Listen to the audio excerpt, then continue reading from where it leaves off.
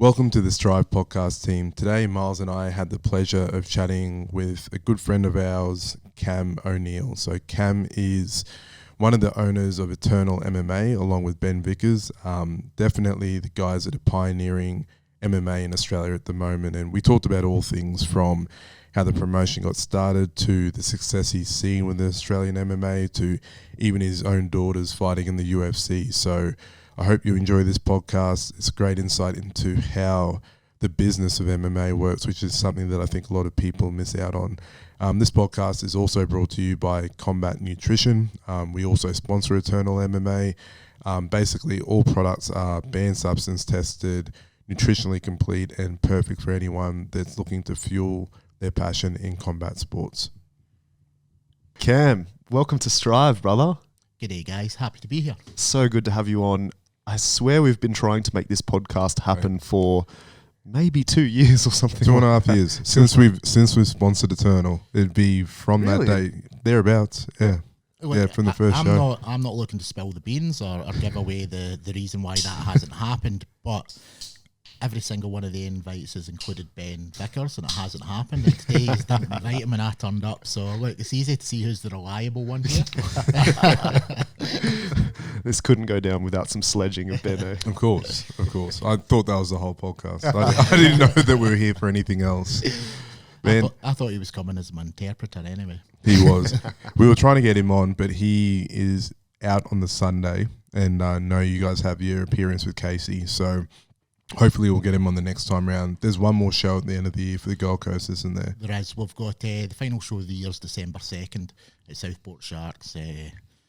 Quite a big one. Yeah, that'd be amazing. Nice, man. Nice. Cam, for those who don't know who you are, give our audience a little bit of an insight into the amazing things that you're doing with Eternal and where it came from, I think.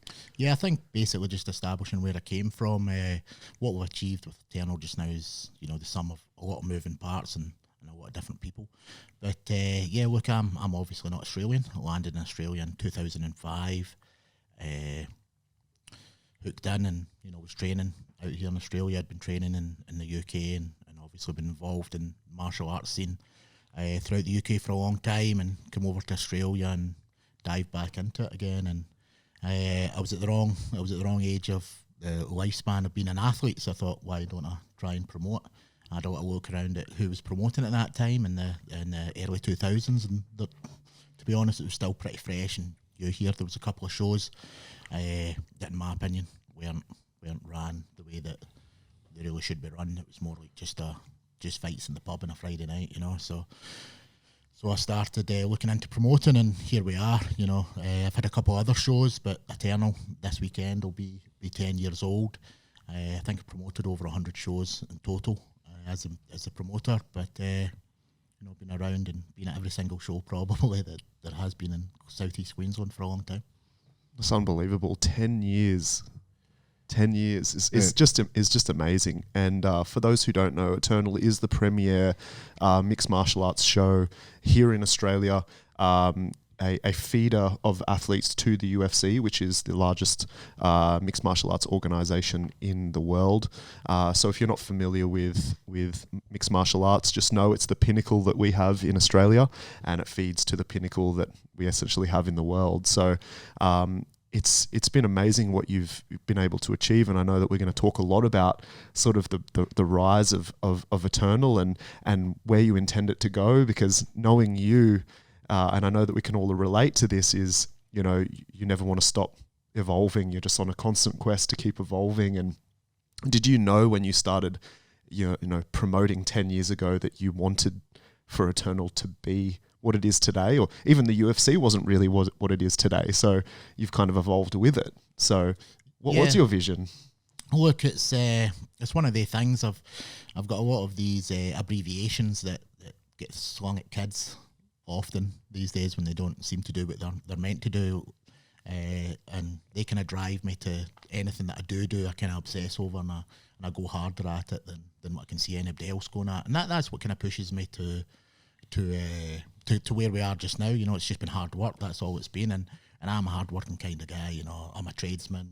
I've been swinging spanners my whole life up until I'd done this. You know, I come from a very blue collar town in Scotland. You know, where it's a blue collar family. You know, you're taught that, you know, you eat what you kill. You know, and you know, I wasn't out there doing it in closing sales or anything. I was out there doing it in, you know, hard labour. And when that moved across to promoting, I just instilled that same work ethic into the promoting as I did into anything else that I've done.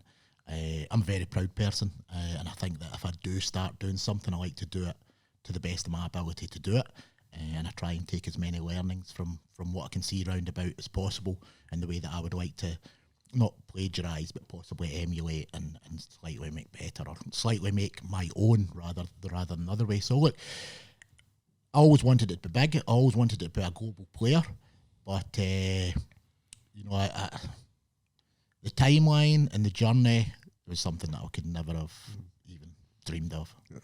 And tell us, and you're talking to some marketing nerds here, because obviously being in a marketing studio, but for us, we look at Eternal and see all the moving parts to it that probably no one else is looking at. They're looking at a fight show. They're seeing two guys there.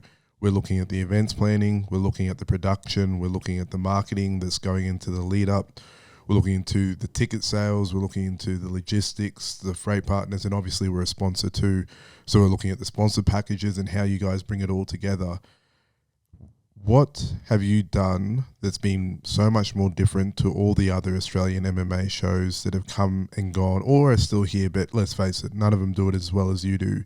There's obviously some secret sauce that Eternal has, and obviously don't give away your IP, but there is something that you're doing that is clicking. It's not really a secret though. It isn't, but it kind of is at the same time. It's because just doing all the right things.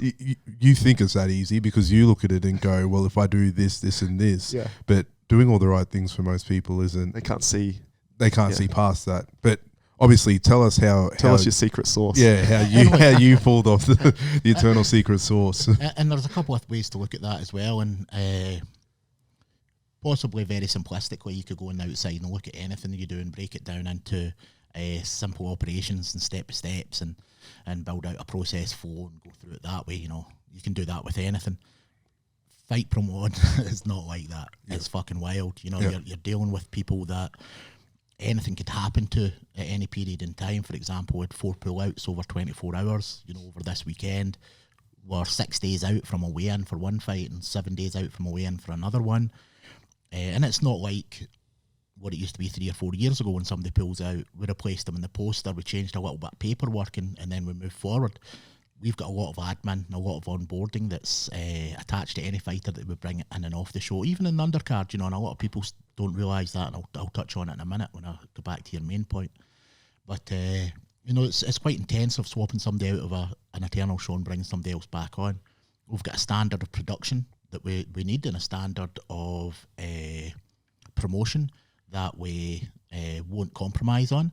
So as soon as we rematch somebody a week out, or we've got a fight that falls through a week out, we've got to make sure that we've got their outfit, we've got the sizes, we've got all the sponsors' information, we've got that fighter, all the bloods and registration stuff to make sure they're current. And we also get them onboarded onto the system so they look good on the screen. You know, we get high-res studio photos of them. We'll start looking at videos to get to promote them. We've then got to size them up for their gloves and build it all into production run sheets and right across the board. So you look, there's a lot involved with Eternal these days. And what do we do different from other people? We don't actually see ourselves as an MMA show. We are not an MMA show. We're a sports organisation. We've got... we work 365 days a year, and there's a staff that works 365 days a year on wages, unlike everybody else who's, you know, and it's no disrespect to everybody else, it's just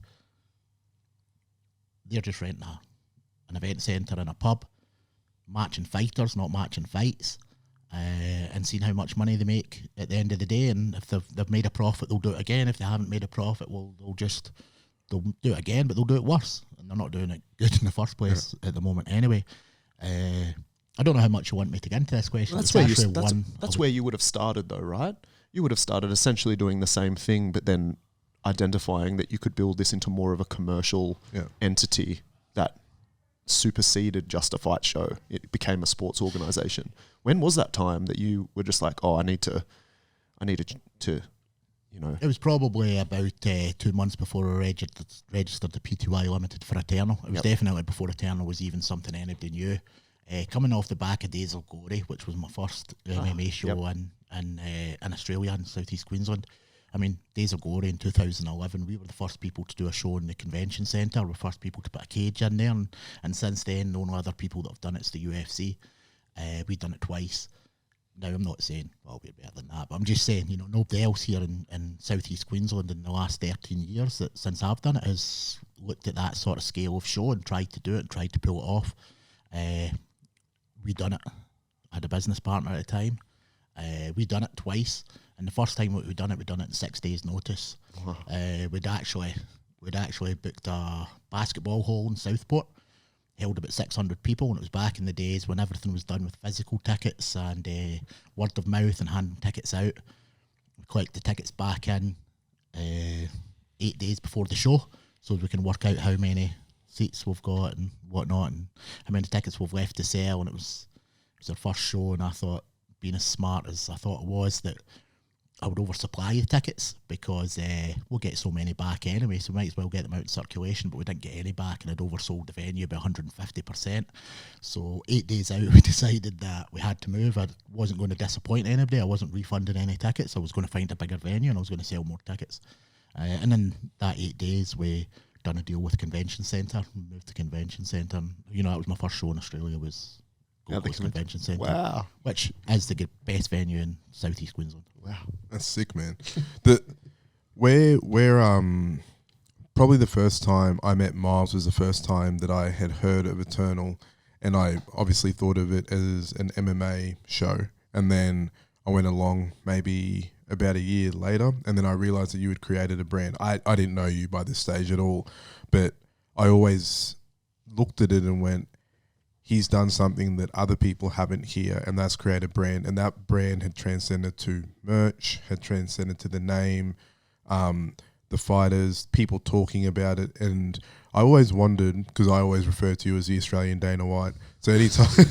That because I'm bald. No, there's a multitude of things. I sit there just going, he has the biggest MMA promotion in the world. You have the biggest one in Australia. So anytime I see him going through something, like what he was going through on the weekend, I'm like, but you Cam's going to be going through this, and it sounds like you are. After the proper reshuffle. And he always talks about the UFC brand, and I believe the Eternal brand is only going from strength to strength. But talk to someone that would like to one day, obviously, probably try and emulate what you guys have done, how to create a brand out of something that most people would just look at, as you refer to, as a fight show. What are the steps to creating a brand? If you mean a brand in general, I'm not going to be the guy to ask. You mean in a brand involved in combat sports, especially an organisation? Yeah. Not that I've wrote the book on it, but you know, I've read the book multiple times, and I've adjusted it as I've went. What you've just got to believe, you've got to be all in. You can't just want to do something when you don't know anything about it either. There's people out there, you know, and whether I start being controversial and naming them again or not, but there's plenty of people out there that are running shows and that are promoting events that have got no right to be doing it. It's as simple as that. And you can see that in the quality of show that they're producing, and you can see that in the quality of fighter that performs consistently in their events. And it's difficult. It's difficult when you're operating in the same landscape as they people, because we're trying to sell tickets to the same sort of thing, and people just think that it's the same. It's a fight show, blah blah blah. It's not. So my advice to them is that if you want to get into business doing anything, know as much as possible about that. Make sure that you are an authority on that business that you're looking to get into, and whether it be combat sports or not. If you're not an authority in combat sports and get a heap of connections and a lot of disposable money, the first thing you should do is go out there and employ people who are embedded in this industry in this country and have been for a long time, and have got integrity and respect of all the other coaches and industry players in Australia. That's probably the most important step for moving forward. And then is to have integrity in the matches and the fights that you're putting on. As I said earlier, in my opinion, every other promoter in Australia matches fights. We match fighters. And we're lucky to be in that position just simply because of a lot of our fixed income. that we are starting off with a very black balance sheet when we start putting the fights together. We're a national program. We're a national organisation. We're looking for attention globally. So we're not matching people geographically. We're matching them based upon ability and where they are in the promotions hierarchy at that time, and the narrative that we're looking for based round about keeping everybody busy in all the weight classes. So that can be testing in itself, because sometimes in the Gold Coast we'll have 2 fighters in the main event that aren't from the Gold Coast. We can get away with that because of all the moving parts that you spoke about earlier, Sel. We do a lot of PR, we do a lot of marketing. But if you're out there starting up, you don't do that. You know, you put local boys and you put them 50-50 fights that people will get excited at. Funnily enough, that's not happening. Yeah. Everybody else is out there making nice matches that will sell them tickets, and they don't give a fuck what the fight looks like. Yeah. Why do you do what you do, Cam? I hate a normal job. Look, I was very good at normal jobs. It seems, you know, I've done very well in them, which, you know, was the reason I got to Australia as well. I did very well in normal employment and working for very large organisations. I worked for GlaxoSmithKline, held a few roles there, and worked for Vanderfield and you know, trucks.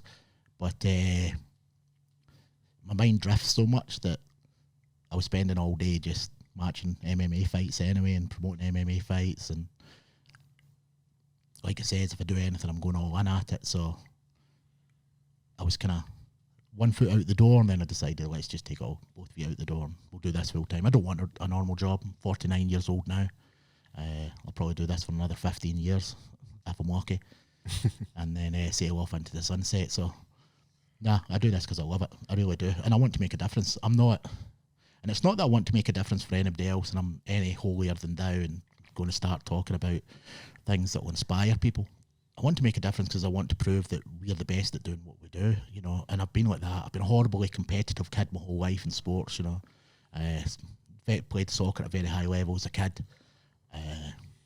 Used to think it was my attitude that never got me anywhere because I was so horribly competitive to the point of, you know, being untalkable to. But it was really obviously because of ability that I never got anywhere. But it doesn't mean that the competitive streak wasn't there. You know, I've always been crazily competitive my whole life.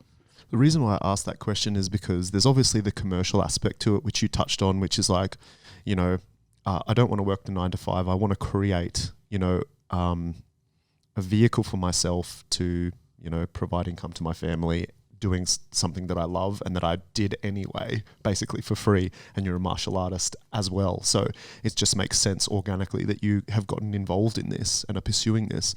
But by watching you from the inside and outside, something that's become very obvious to me, even closer now that like we're talking about matching fights and things like that, is your true and deep care for a lot of these fighters, especially ones that, you know, maybe aren't making the right decisions in life and things like that, but have so much potential. I can truly feel that you just, you know, probably care about their success and their future more than they care about it. And I think it's something that people on the outside probably don't get to see as much as what we do. So I'm glad you sort of touched on that as well. I think what I actually care about more, rather than, you know, I care about the fighters, especially the ones that you can see are got a lot of potential and not quite doing the right things, or you know, just need a little bit of help. But, you know, I love this sport. Yeah. And basically, you know, I love this sport to a point where I want to make sure that it's getting done correctly in this country, because it's not. You know, there's been a lot of things that's happened in the last 2 weeks that's made me nearly come out publicly and shout about a lot of things and what things people don't realise these days. You know, everybody wants to play the games, but nobody wants to read the rules. It's as simple as that. You know, and then they think that they can just act ignorant or write their own rules. But, you know, I care about this sport. There's a reason why Australians are doing so well in this sport globally in the world, not just in UFC and PFL, and, you know, we've had great success in one as well, but definitely in the UFC, which is the pinnacle of the sport in the world. Australia and New Zealand are punching well above their weight, and, you know, we do have fantastic athletes.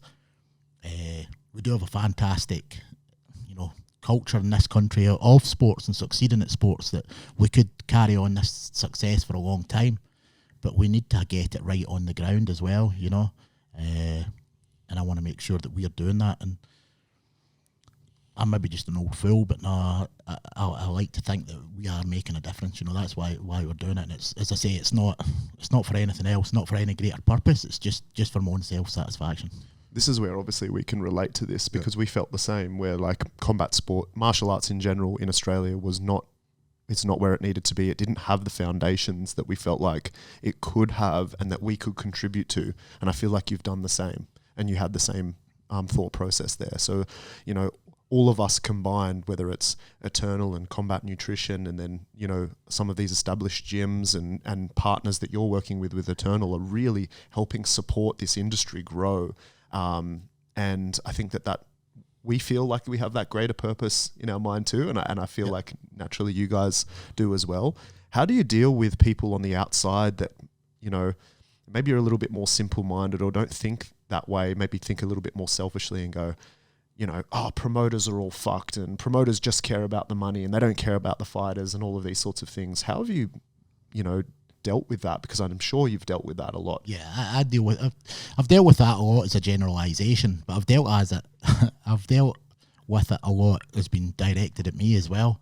I'm pretty thick-skinned, you know, and look, if I cared about the money, I wouldn't have left any of the jobs that I had. You know, I was making more money in 2005 when I came to Australia, working a 9 to 5, and that's God's honest truth, than what I'm sitting here just now with my own company. You know, spending multiple millions of dollars a year in this industry, and we do invest multiple millions of dollars a year into this industry. And I was getting nearly double the money in 2005 that I do now. Yeah, it's, you know, it probably takes all that back round to Sal's point earlier as well about, you know, what are other people doing differently? What are you doing differently? When I started this, I had my own house, had about 200 grand's worth of equity left in it.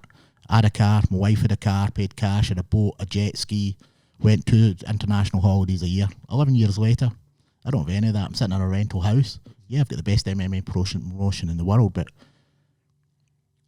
it depends how much you're willing to fucking give, you know. And as I say, this sport means a lot to me, and Eternal means a lot to me. It's given me an income. It's catapulted one of my daughters and going to give them an income for the rest of their life, and I'm pretty sure it'll give my younger daughter an income for life as well. So there's a lot of people talking outside and say things like that. I'd like to see them put my shoes on. I'd like to see that, and I'd like to see a lot of these other promoters as well out there as well put my shoes on.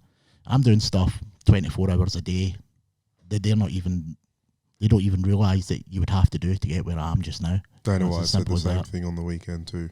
Hence I call you the Australian Dana White. He said pretty much word for word exactly what you said, which I can relate to at a deep level. I know Miles can as well, particularly not us referring just to MMA. We're just referring to business in general and the competitive landscape. The thing I think that I admire about you and Ben the most was when we started working together, and there was obviously the aspect of there are a lot of promotions out there. You guys never once slagged off another promotion, never once slagged off other people, even though I know they slagged you off. It was never like a tit for tat type of thing, or you would stoop to their level. It was a case of, we're just going to do our thing and we're going to do it better and we're going to rise above, and then we'll go harder and we'll go better again and again. And I've seen that over the last 2.5 years that we've had some involvement. And I'll be the first to admit, it's not the easiest thing to stay away from people trying to pull you into the bullshit that often happens within business. I know martial arts is probably one of the worst for it when it comes to people being catty and doing their normal shit that goes on. Is it just a case of you guys just have tunnel vision focusing on you, or as you say, you've got thick skin anyway, so most of it probably bounces off regardless? Well, back in probably 2014 to 2016, I clapped back at every single one of them. Yeah. But Ben sat me down and told me I couldn't do that anymore. So realistically, the reason I haven't done it is since then. But look, the last 6 years of what's happened since then, they were clapping back at me back then and making me bark back at them for what I was doing then. And what I'm doing now compared to what I was doing then isn't even the same sport. You know what I mean? We've evolved so much, and they're still arsing about, you know, so it says a lot more about them than it does about me. I don't have time in my day to go on social media. You know, I'm on there very occasionally. Usually it's reading messages because I communicate that way between a lot of people. And I find it's very easy for people, you know, just to jump on social media when they're having a bad day or something's not went right for them, and then have a post like that that's maybe aimed at me or somebody like me that's in the same industry doing something that either they're trying to do or they wish they were doing, or something's just went wrong for them. So, like, I don't get dragged into it anymore. We've had our fair share of people try to bring us down, very publicly as well. A couple of other promotions that I don't know if they felt threatened or what. But yeah, they tried very publicly to bring us down, and look at them now. That's all I'm going to say. You know, it's Wait, rolls, man. With that, you referred to your daughters before, and obviously Casey's in the UFC. Robin is debuting. Robin's debuting, long awaited. I think this is our third try at it. Yeah. You know, I think she's pulled out once, and somebody's pulled out hard, maybe twice. I don't know, but look, she's going to get off the marks next Saturday night, hopefully. So. We'll wait and see what happens there. It's our debut, so we've got no huge expectations apart from she's going to turn up on time, she's going to turn up on weight, and she'll be ready to fight on Saturday. That's all we can ask for. She's good, man. She's a scrapper. She'll have so much fun. Yeah, man. And obviously she's been in the States training with Casey, so she's been getting lots of motivation and encouragement there. And how's it been for you to watch Casey's journey, coming and fighting through your promotions to making it to the big show? I swear, from mine and Sel's perspective, we were just so...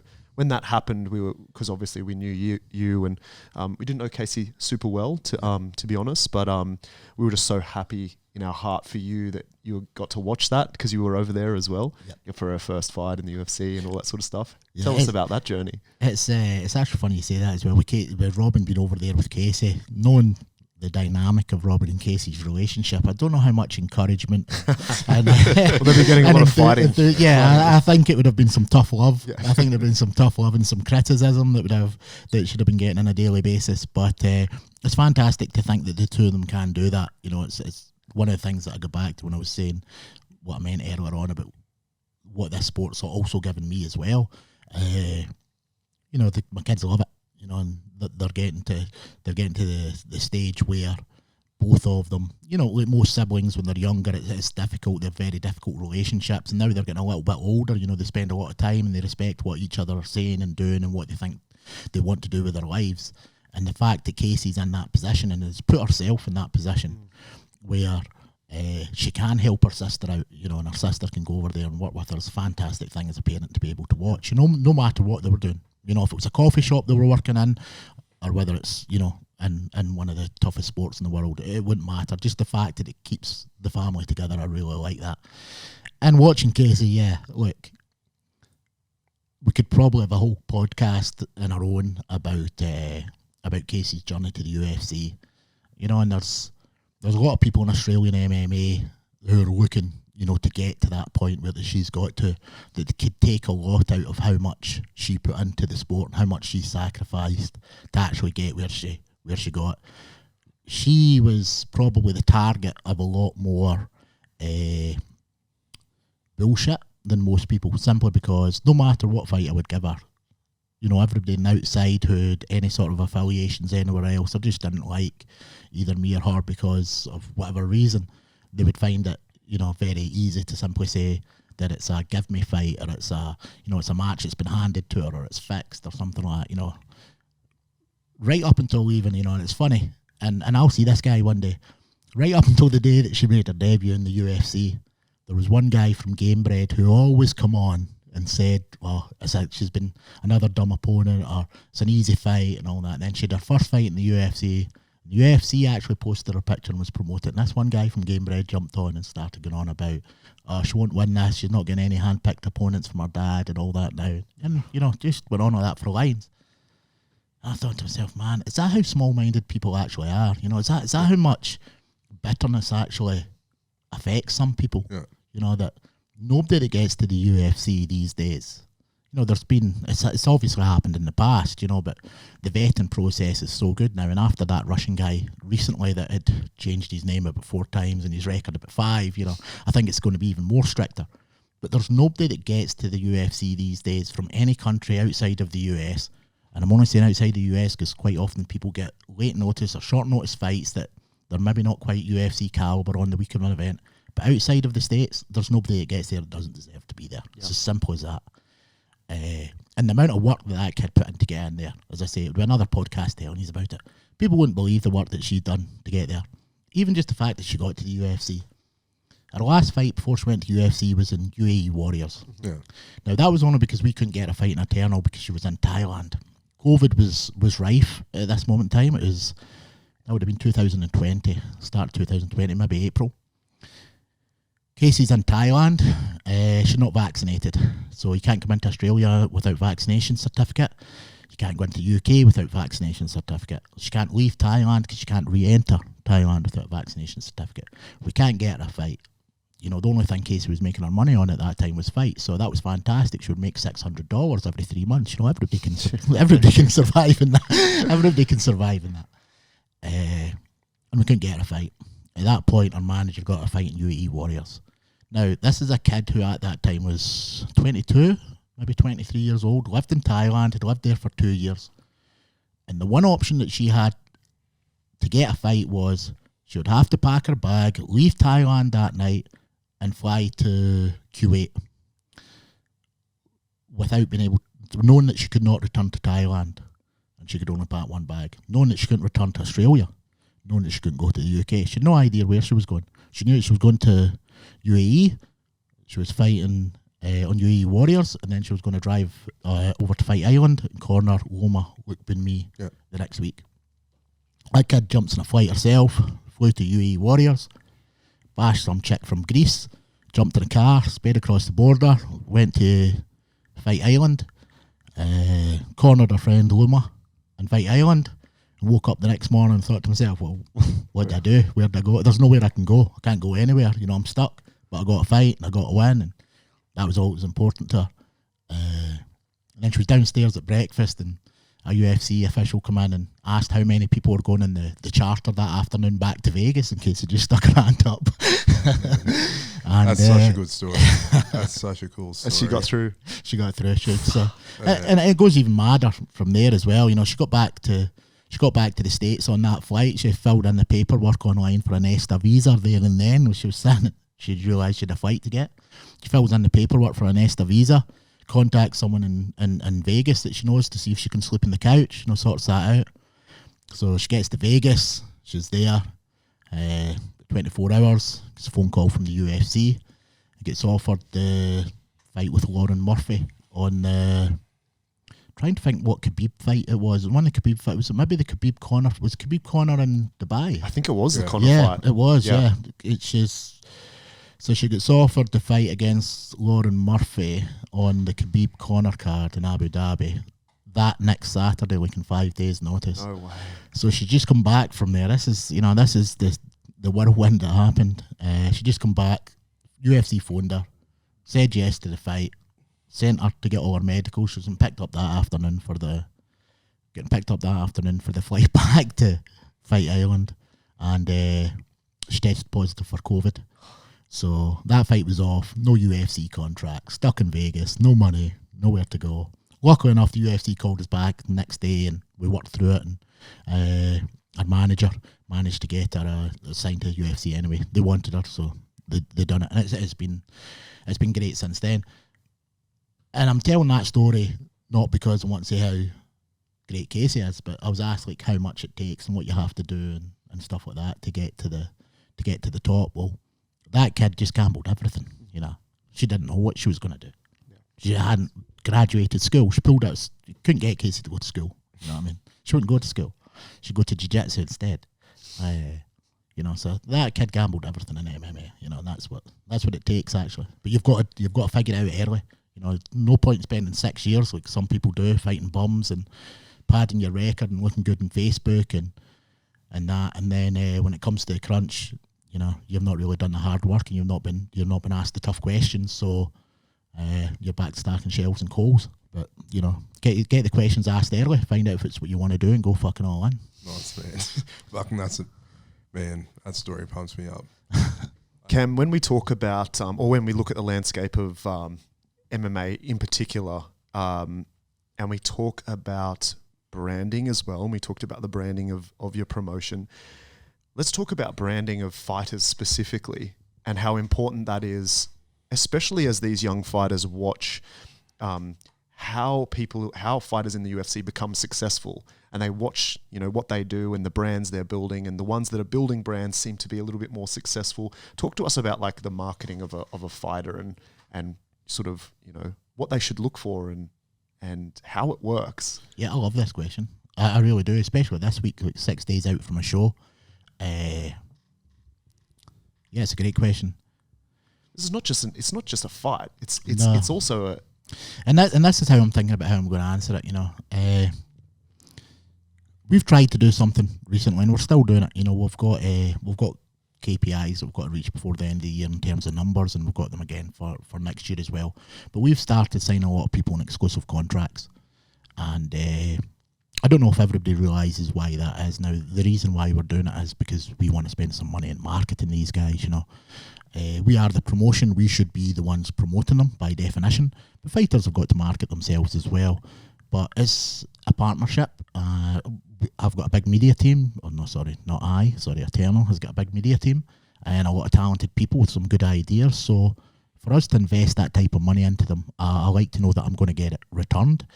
I'm not gonna spend marketing dollars over and above on somebody who I know might go and fight somewhere else the next week or 3 weeks later, and they use the photos that we've used and they use the video that we've used, and that's nothing against the fighter, and I'm not trying to make his life more difficult, but we're a business, and I'm responsible for making sure that profits are at a certain level and that everybody gets paid and everything happens. So because of that, we've got to protect all the money that we spend. So we are trying to sign more exclusive athletes.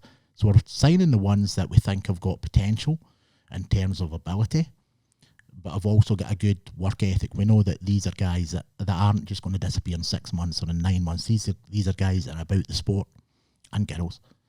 So we're signing them on exclusive contracts, and that's allowing us to put more advertising spend into them. So that's one way that we are helping our athletes to do that. And we still don't do it very well at this moment in time. We're not doing it as well as we could do it, but at least we've started to do it, and we're now at these exclusive fighters get into their second and their third fight, we're starting to have a good little highlight reel of them that we can use and we can give to them to share, and we can also, in a little bit of time, when they build up a bit more brand equity with us and their following gets a little bit more, we can then reach out to our partners as well and see if they'll get involved in helping these athletes. So that's the way that we see it happening with us and the exclusive athletes, and a lot of the people that we will be signing as an exclusive probably in the next 3 to 6 months. Outside of that, and more as a generalisation, fighters have got to understand that they need to sell themselves, and it's something that's lost these days. It really is. I used to have half a dozen people that I could put in a card and I know they'd sell 200 tickets. I knew they would, and they knew they would as well, because they were counting that money. They knew they could make a few. They knew they could make a few $1,000s just in ticket sales. These were kids that maybe grew up selling other things, and they knew how commission structures worked and stuff like that. Or these were maybe kids that were just ambitious. Or these were maybe just kids that this is what they wanted to do and they needed to pay for it somehow. So they wanted people to watch them and they could pay for their training, their equipment with their ticket commissions. But either way, these guys used to sell tickets and it was brilliant. The atmosphere and the shows was so much better because of it and everything. And looking at it probably from a bigger perspective, back at that time, there was probably about 90 to 92% of our ticket sales had a fighter's name attached to them in terms of a fighter code at checkout. So we were maybe selling 8% of tickets to a cold audience. We're up now about 40% that we sell to a cold audience that don't put on with a fighter's code, which cost us a fucking hell of a lot of money and a long time to get there. But the thing is, individual fighter sales have gone now. They really have. There's 2 fighters that I can name that will sell 200 tickets that we use. There's nobody else. And I say there used to be 6 or 8 of them that we used to be able to put on a card. Now, you can look at that a few ways. You look at it away from that, yeah, we've got a fighter here that sells 100 tickets or 200 tickets and he's local and that's fantastic. But if he's fighting somebody from interstate, and I'm talking about not being on an Eternal show, even being on an Eternal show, because this is actually very topical. It's something that we're talking about as a company last week about how we deal with amateurs moving forward. Now, if you're fighting somebody and he's fighting interstate, the promoter's got costs involved in bringing that person to fight you. Now, they costs are specific to your fight. There's other costs involved as well, and the way I break it down is I take out the fight purses and any of the broadcast production elements, and I divide the cost of the event by the number of fights, and that is how much each fight's costing me. That's the base cost of the venue and the staff and everything that's there. I'm not going to lump the heavy production costs onto the amateurs, and I'm not going to lump the fight card costs onto the amateurs either. But when I break down how much each fight costs me, fights will cost X amount of dollars. For example, probably a good number for a local MMA show. Each fight will probably cost $4,000 to $4,500. And that's just the cost of getting the cage there, hiring the venue, getting the security, doing the marketing, printing the tickets and all that. Divide it by 12, you maybe end up with $4,500, $5,000 a fight. Now, if you're from local and a promoter hasn't found you another local to fight against, you've got a responsibility to help cover the cost of that flight. And that's lost these days. Nobody realises that, We were looking at it last week. It's actually a thing I don't look at too often. But we were looking at fighter codes to see how many tickets were sold so far for next week's event with fighter codes. No, and we've got fighters on there that have sold 2 or 3 tickets for a fight, and they're fighting somebody interstate. It's not something that we've historically grilled fighters about or went at fighters about. But look, if you're getting onto a first time promotion somewhere, you're not helping the promoter out there, and he's not going to help you, and he's not going to bring you back onto the card. He's going to turn around and say that guy cost me $4,500 basically. I'd be much better matching somebody else. So they're going to go and do that. So the reality is, if you want the opportunities at the beginning, when you don't have any brand equity anywhere, you don't have a name, and you're not particularly enticing for a cold audience to come and see, you got to sell tickets to your friends and family. And not only that, you got to share the stuff that the promotion does across your socials and be seen to be a team player. Because it is. Everybody's got a responsibility to each other. That almost just seems like a given, but it's so sad that it's not happening. Is this a metric? Is that a metric where you're looking at the sales that even an amateur has brought in? Is that a metric that you guys are going to start looking at closer? As you're looking at all the parts of the business that you can optimize and create efficiencies out of, and see what return you're getting from every element of the business. That's something that's actually a metric you're going to start looking at. 100%. Yeah, 100%. I got to the stage. An Eternal event runs about $250,000 a show just now. Mm-hmm. More if it's at Carrara. It's a big event. And people, you get other promoters, you can sit out there and say bullshit if you want. An Eternal show runs at about $250,000 a show just now. If we've got 14 or 15 fights in that, and there's 3 amateur fights at the bottom of it, and there's amateurs with 1 or 2 fights and they've sold 6 tickets, I'm starting to think I'm doing a disservice to the people up the top end of the card who have done the work for years and years to put themselves in the position where they are, and I'm spending too much time running about sorting out stuff for these other people who aren't team players at the bottom end of the card. So we're going to stop doing that. What we're going to do is that we're going to give more support and more funding and a bigger push to less people. Mm-hmm. And it's going to be people who are all about it, people who are in it for the right reasons, who understand what each person's roles and responsibilities are and can follow through on them. That's important. And look, we're not doing this here to penalise anybody. What we're doing this here is to actually give to the people who deserve it more. Because we have got people out there. We've got 2 people out there in South East Queensland that will carry a card for everybody else, and everybody else thinks that they don't need to do anything to promote it. And that's not fair on the 2 people. I'm not paying them enough money to carry that responsibility. I wish I was. Well, I'm not. So, that being said, making it clear, Eternal is, if you were a pro fighting at Eternal, you're making the most amount of money that you possibly can out of any promotion, realistically, right? Consistently, yes. Yep. I would say consistently. In a one-off case, no. There's a couple of shows very recently paid stupid amounts of money to people on short notice for coming in and taking short notice fights. And coming in and taking short notice fights that didn't even resemble a fight. One of them ended up tapping to absolutely nothing when there wasn't even any bodily contact. But anyway, it is what it is. But for consistency, we consistently pay more money every single event. Other events can, as I say, can throw 10, 12 grand at people in a late last minute call up, especially when they've only sold 50 tickets in the crowd because they're washing money anyway, so it doesn't matter. But we're not, as I say, we're a business. We try and pay people fairly. You know that when I say you know your fight's going to go ahead, you know there's a 90% chance probably of your fight going ahead and you're going to get paid as well, exactly what we've told you. And we're going to increase your pay the next time when we have you on the card. So yeah, probably overall we pay more, or we pay as good as, but there is outliers out there depending on circumstance. There's some people not playing the same games as us though, as I kind of touched on there, and I probably, I don't know if I should or shouldn't, but I love it. Historically, there's a lot of promoters out there trying to do the right thing. Whether they're doing it to be a business or whether they're doing it just to complement their gym and, give their students something to do, whatever. Great. If they're doing it for the right thing, great, that's fantastic, and I applaud them. And there's a lot of, there's a lot of people I got on with it that run promotions, and there's a lot that don't. But, there's a couple of people out there that's making it difficult for everyone, that, especially when they operate in a state that's got a Combat Sports Commission that's affiliated with the government, and they're clearly doing something very dodgy to be able to keep putting on shows when there's nobody buying any tickets and nobody says anything. But look, it's probably been that type of behaviour's probably been associated with combat sports promoters forever. So whether or not I'm just getting on my soapbox and having a cry, I don't know. But yeah, consistently overall, I reckon we do.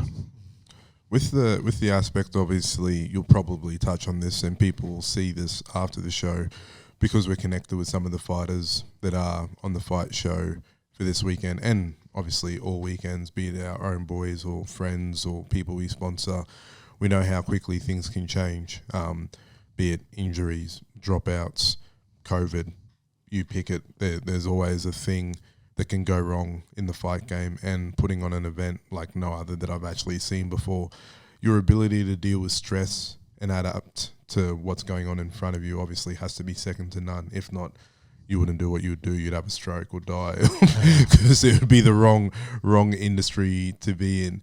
Is it a case of you've always been able to adapt and change to whatever's going on in front of you, or have you just got better and better at it since you started being a promoter in general? I think I hate money, and I love stress. I think that's why I get into it, because that's the two different ends of the spectrum. But anyway, no, look, it really is, the most stressful job I've ever done. Now that it is a job and it's not just a pastime, it's the most stressful job I've ever done. Can I think of other jobs that are more stressful? You would say yes straight away, but as you pointed out, they don't have so many moving parts, and all these moving parts have got their own moving parts as well. There's so many dynamics and people and personalities and everything involved, that I know a lot of the people would deal with some of the best people in the world, but we deal with some of the shittest people in the world as well. So anything can happen at any time. Well, we've had occasions where people just haven't, not recently, just haven't decided that they don't want to fight anymore, and they don't turn up at the weigh-ins. And it's on the day of weigh-ins. There's anything can happen. My ability to deal with it, I think I've just kind of began to accept it, and accept that there's a process to deal with it. The most important thing was, and I've said this in a few other places that I've been asked as well, is the most important thing is when I removed the emotional connection I had to whatever was going on. I just have to do that. I just can't react emotionally. It slows you down, and it gives you probably the wrong perspective on why you think what you think. But so removing that emotion, being able to compartmentalise and put in place a step-by-step process to get to where we want to be, that's probably the reason why. And that is my background. I come from a Lean Sigma background. I've done a lot of the process flow and the minimising waste and variation and all sorts of manufacturing processes. And I've managed to, and I use a lot of Lean Sigma, and I've managed to use a lot of the tools, especially statistical ones, in MMA promoting as well.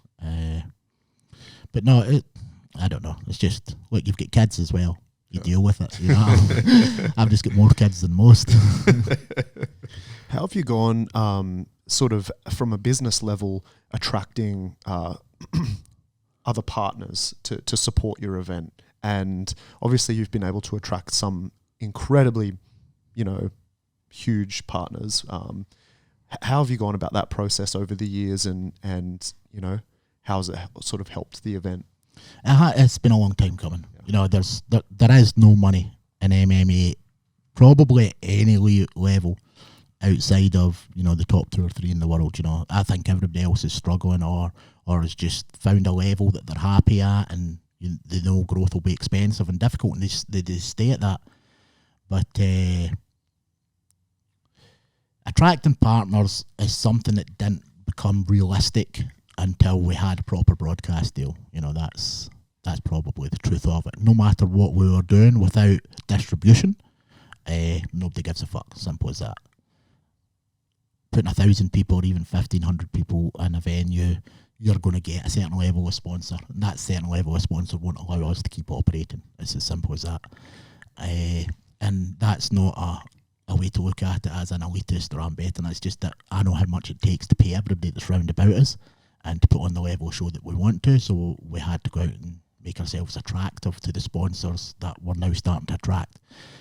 We did always have. I've got another podcast up my sleeve for you for when for how we got the UFC Fight Pass deal and how that came about. That was what I was going to ask. Yeah, I could probably get into that. It'll be an exciting one. But anyway, we had the broadcast deal was one of our targets that we had. We had a time frame that we wanted to achieve it in, and we also had some key players that we wanted involved in terms of broadcasters, and especially regions. So we achieved 2 of them. We had 4. We achieved 2 of the broadcasters out of the 4 that we were going for. So that was good. It looks as if we're going to tie up the 3rd for next year, though. That's excellent, and that's allowed us now to start attracting the partners that we have started attracting. And the only reason that's happening isn't just the distribution; it's also the quality of the production, the perception of the brand equity, the exposure, the reach, all the touch points, the metrics and the data that we can give them. And we've got so much of that information. You know, I'm very data driven. I'm very driven by statistics and processes, and we're always just trying to find ways to find out more sweet spots about who we managed to actually touch and why we touched them and how can we touch more people. And all these partners love all this information that that we're able to share with them, and they love the exposure that they were getting. We've got 2 people employed full time in our commercial department.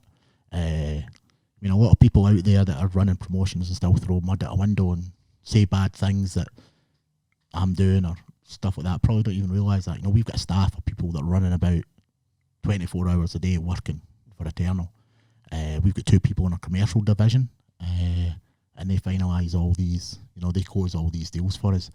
A lot of the big partners, you know, before we had, we can afford the commercial department now because we've got the partners. We didn't actually have the commercial department before them.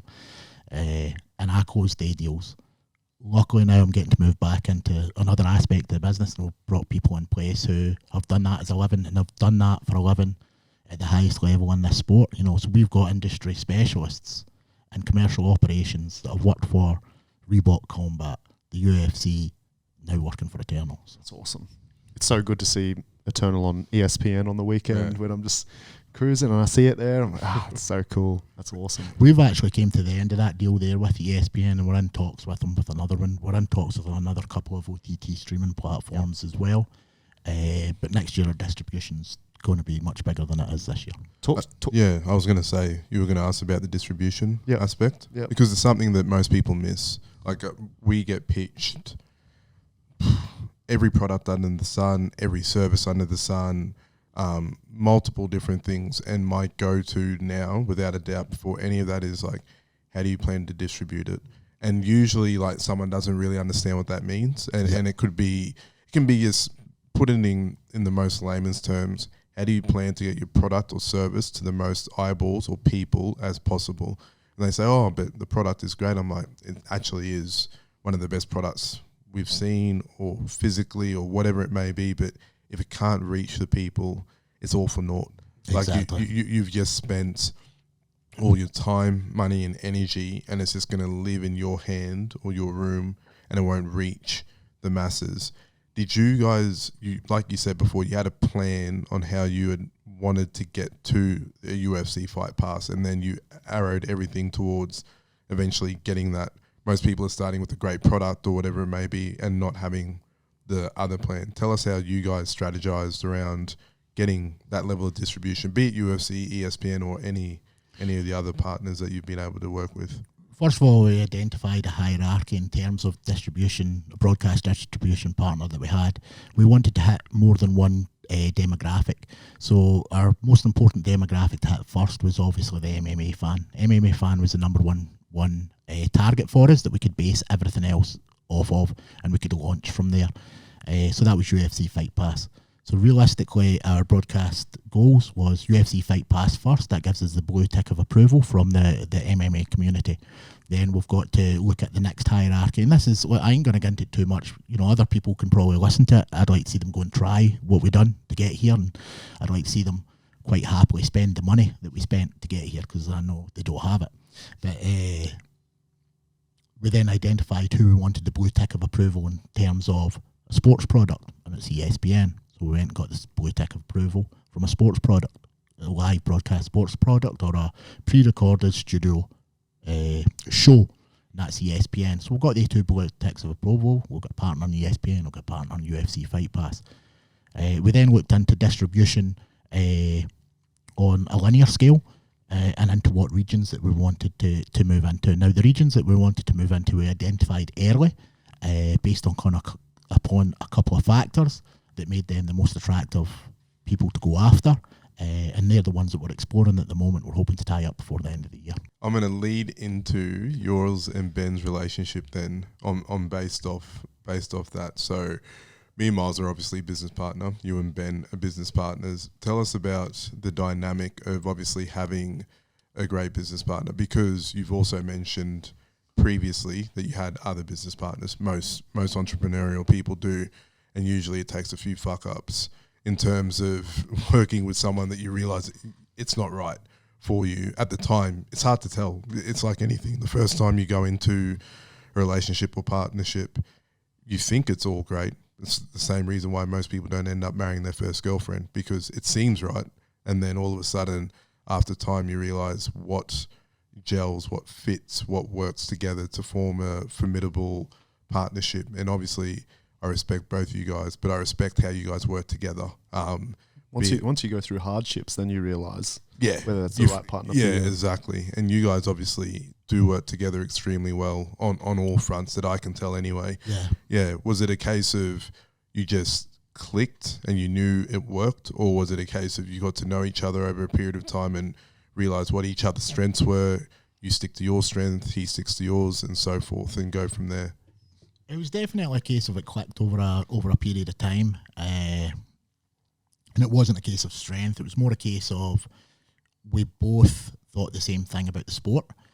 We both thought the sport should be presented in a way different to how it was getting presented everywhere else, and Ben seemed to like the way that I was doing it, which was no coincidence, because we're both from the UK, and I tried to use a lot of the learnings and go about things the same way that we'd done there. But anyway, I was just looking for fighters, to tell you the truth. You know, I was just same as any promoter will tell you. I was just looking for fighters, and Ben had just opened a gym out in Perth, MMA clinic in Perth at that time had just opened, and Josh Thompson was living with, I think he was living with Ben at the time anyway. He was a boy from London that knew Ben from London. I had trained with Ben there and had come over, and we got Josh. I'm sure we got him on the second. I think it was Eternal 2 was the first show he was on. It was Eternal 2. We got Josh on. He fought Kyle Griffiths, and we then brought Josh back again. And just through the initial dealings with Ben, I knew he thought about the sport the same way that I did. And he just, he was good. We clicked. He was just a good guy. Not even just a good partner. He's just a good guy. So we ran with that for a while. Just bringing his fighters over.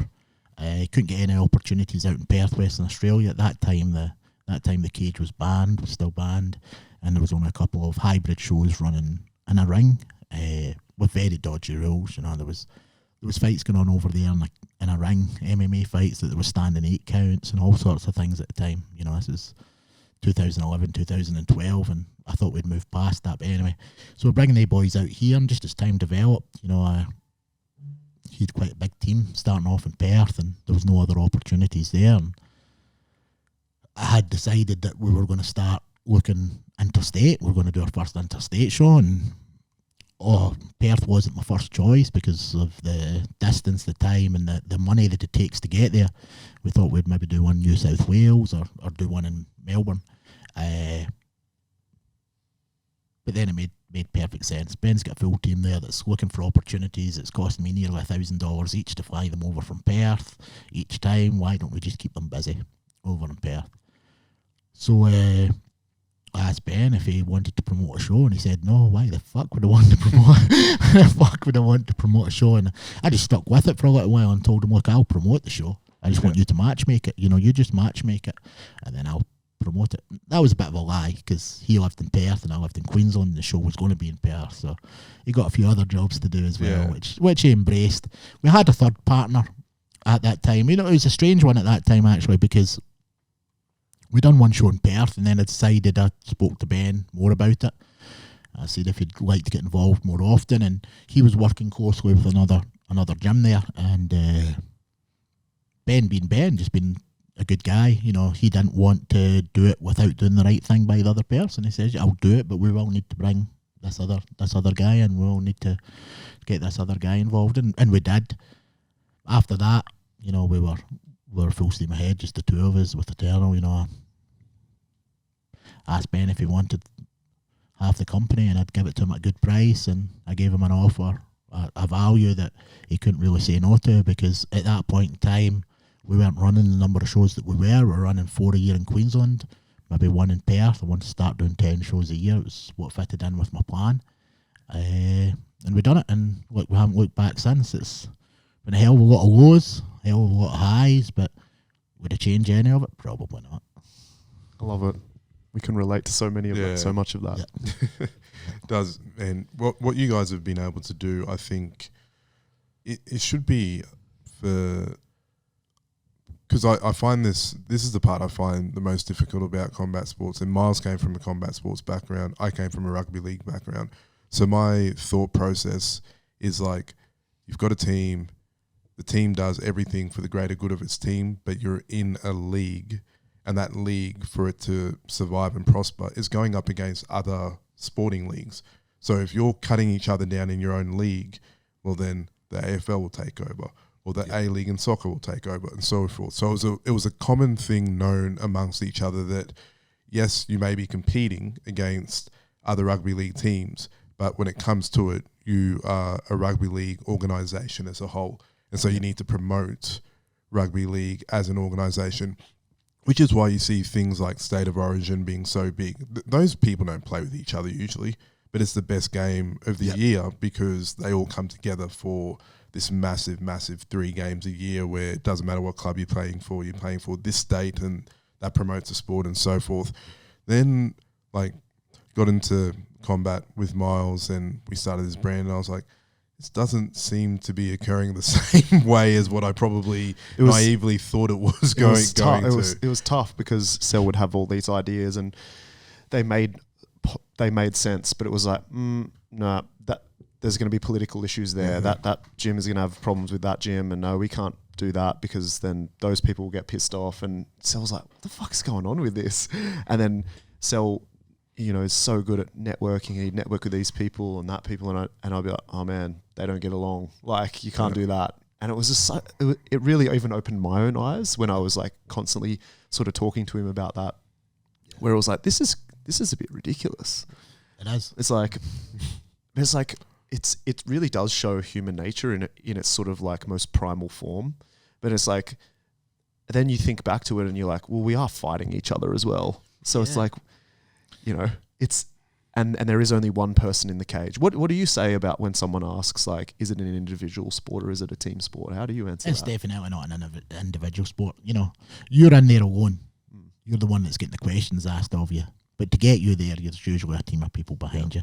Anybody who's going to be successful anyway, there's a team of people behind them.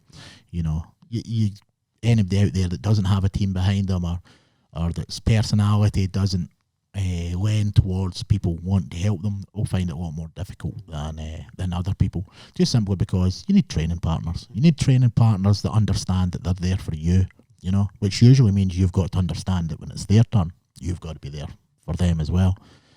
Your friends and family as well have got to understand that you're going to sacrifice some things for the goal that's yours, whether it be the long-term goal or whether it be a short-term goal of your fight next week.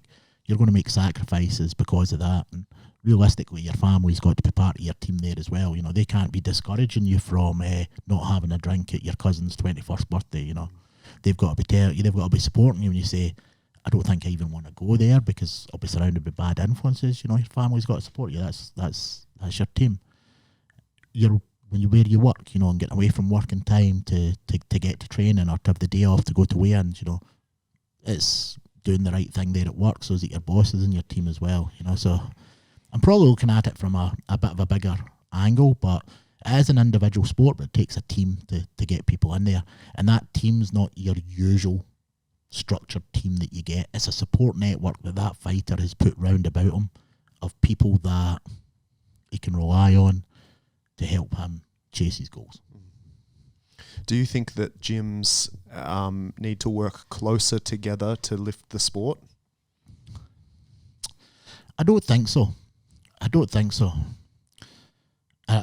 discourage it, but I don't encourage it. I don't think it's going to, you know, I think, yes, if the more people that work together, you're going to get to a specified outcome a lot quicker than everybody working separately. You know, that's pretty simple there, but I don't think people have to work together. It depends on what you mean by work together, you know. Everybody's pulling towards the greater good. They're making sure that, say, I've got gym A and you're gym B, that my fighter's fighting your fighter. Well, I'm working with you. You know, I've got responsibility to your fighter to make sure that my fighter turns up on time, on weight, Yep. and does everything else that he said that he was going to do, which is not fucking much other than turn up on time, make weight and fight. So that's us, you know, that's us working together, and quite often, you know, that isn't happening. You know, you've got coaches pulling fighters out because of one or two reasons and whatnot, and that can be genuine reasons, or it could be reasons that are not genuine. But the thing is, I think we all know who the people are that always pull people out for genuine reasons, and we know the people that are a little bit flaky for whatever reason, and we can't judge them on that. We just know that whether or not you're going to accept a fight against somebody that comes from a gym that's maybe had 4 pull-outs against you previously, you know, all of a sudden you would say, they're not working with us. They're not pulling towards the greater good. You've got responsibility to your student. This guy's coming, he's paying $50, $60 a week because he wants to train and he wants to fight.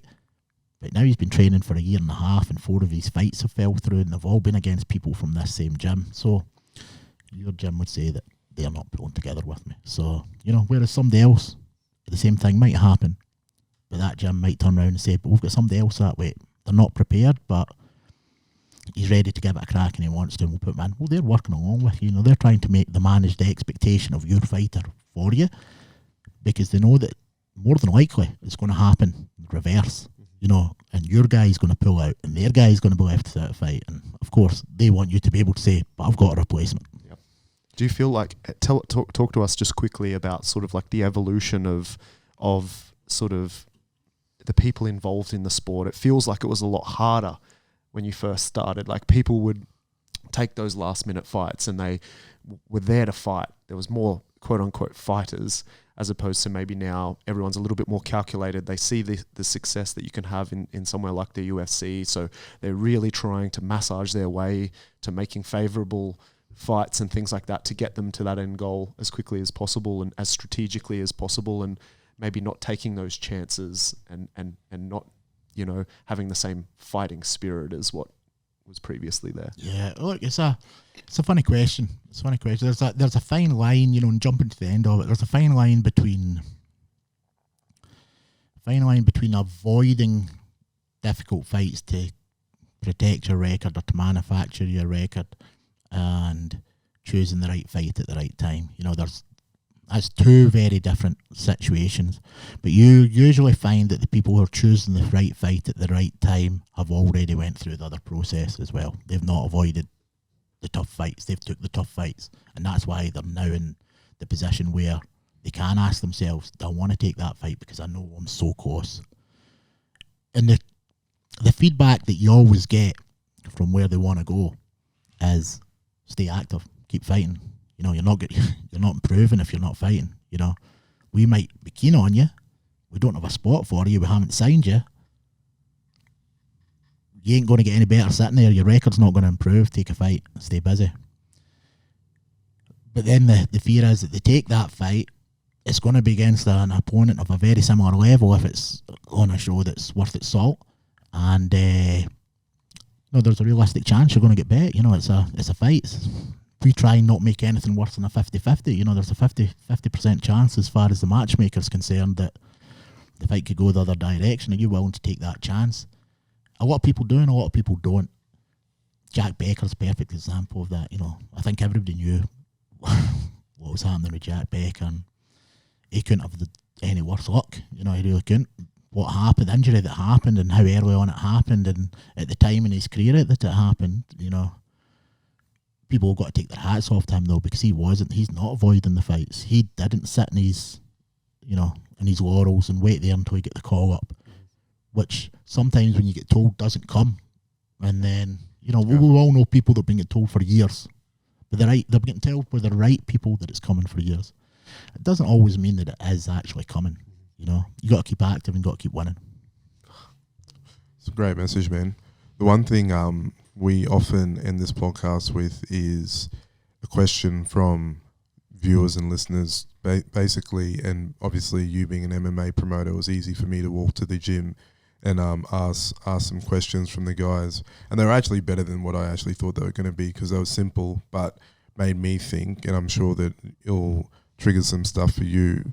The first question, there was two that I picked, was what was the best moment you've seen within MMA, within the sport as a whole, just as in what lifted the sport to its next level, and then what was the best moment for you within the sport, for you personally, not for the larger portion, but just you, be it Eternal, be it Casey, be it Robin, something that really stuck with you that really changed your life?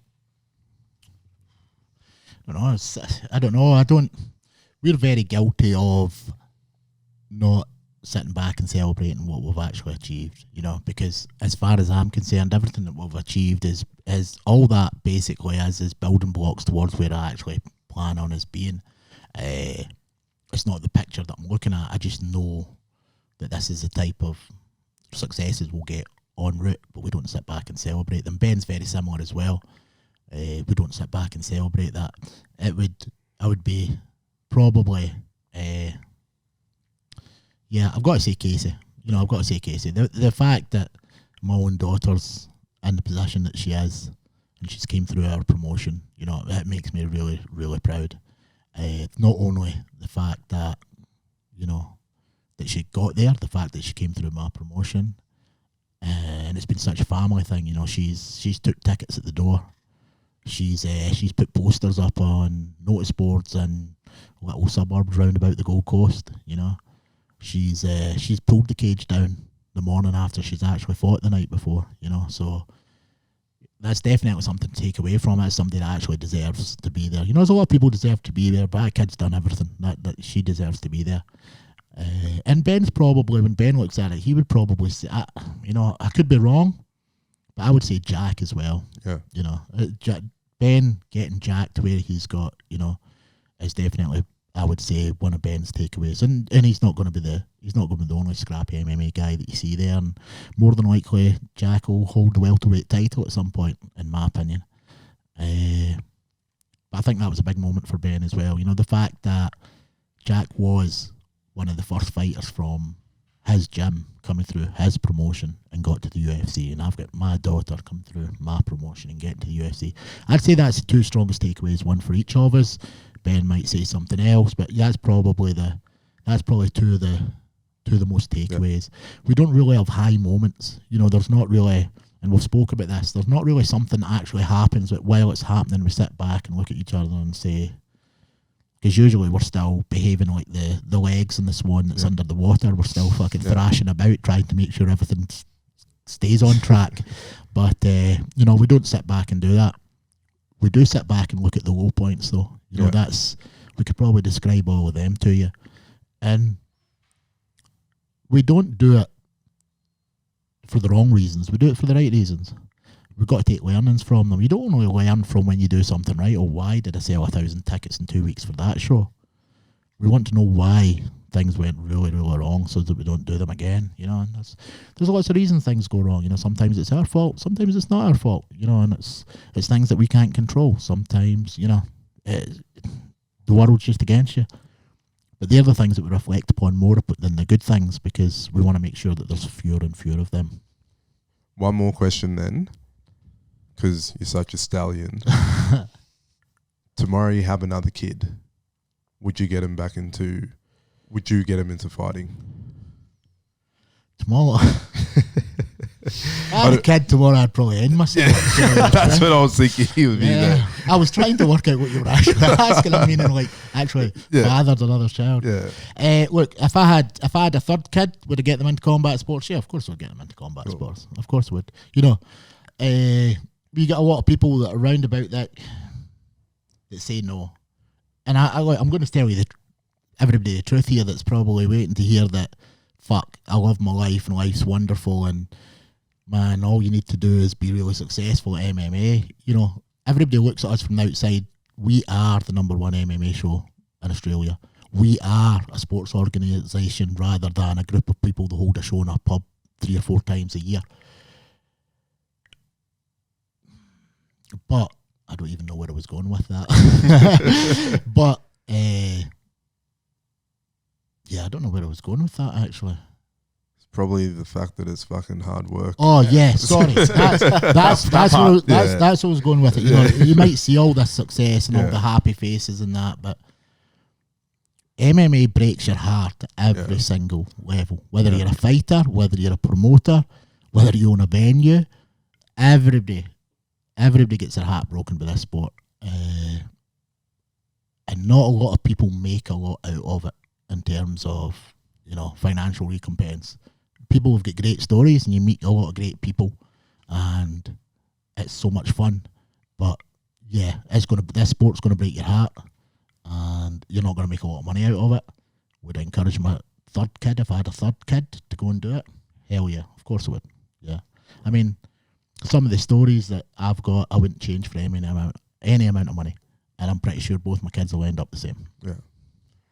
Brother, a great way to end it. Thank you, man. Appreciate you coming on. And for anyone that's listening, chances are this one won't come out before the show, but I do hope it is more smooth sailing than it has been over the last 24 hours for you. And obviously, Miles and I and the crew will be there to support. And on top of that, have a couple of boys just throwing some leather. Just one this time. From the gym. Yeah. I think we started with 6. Yeah. You can say it twice if you want. Got wrong. We'll let him know. We'll let Taser know for sure. Sweet. No, thanks boys. I really enjoyed getting on here. I've got to say this was only made possible with Ben Vickers not being involved in the invite. But let me know if he turns up on Sunday. We'll see. We'll maybe open a book on it. We'll do. Thanks, brother. Thank you.